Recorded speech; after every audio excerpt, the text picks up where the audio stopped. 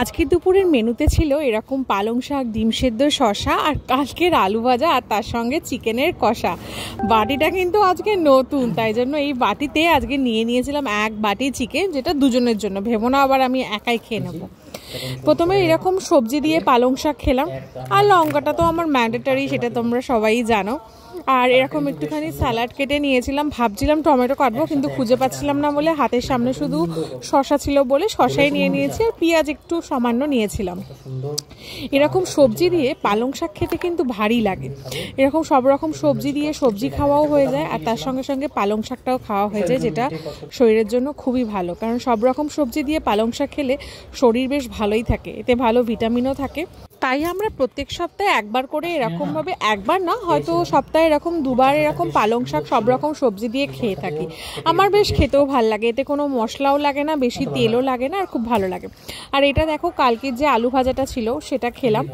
আলু ভাজাটা আমার কালকে আমি অনেকটাই করেছিলাম, যেহেতু একদমই কোনো তরকারি করিনি, শুধু ডাল ছিল, তাই জন্য আলু ভাজাটা একটুখানি বেশি করেই করেছিলাম। আর আলু ভাজা খেতে আমার খুবই ভালো লাগে। ছোটোবেলায় আলু ভাজা আমি লুকিয়ে লুকিয়ে এত খেতাম, মা যখনই বানাতো না তখনই বাটি শুদ্ধ আলু ভাজা লুকিয়ে রেখে দিত, যে আমি সব খেয়ে শেষ করে দেবো সেই ভয়।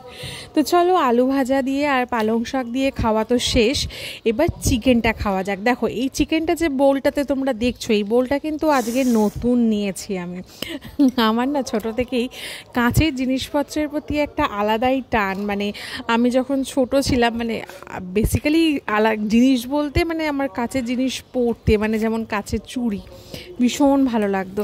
যখনই বেরোতাম তখনই আমি কাঁচের চুড়ির জন্য ভীষণ বায়না করতাম।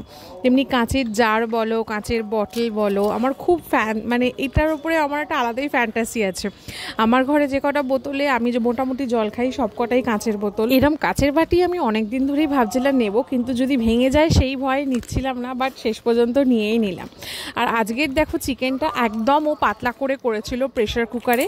চিকেনটা দেখে হয়তো বুঝতেই পারছো, অল্প সামান্য একটু গোটা জিরে আর ধনে গুঁড়ো, জিরে গুঁড়ো দিয়েই করেছিল। আর তেমনভাবে কোনো মশলা চিকেনে, মানে আদা রসুনের পেস্ট বা ও সমস্ত তেমন খুব একটা ও দেয়নি।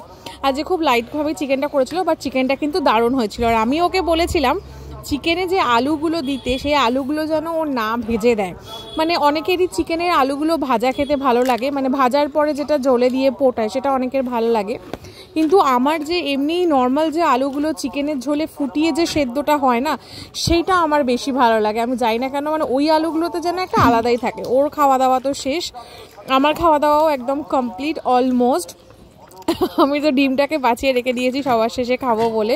দেখো চিকেনটা কত সুন্দর সফট হয়েছিল। এমনি প্রেশার কুকারে করলে চিকেন খুব তাড়াতাড়ি হয়েও যায়, আর চিকেনটা বেশ অনেকটা ভালো সফট হয়।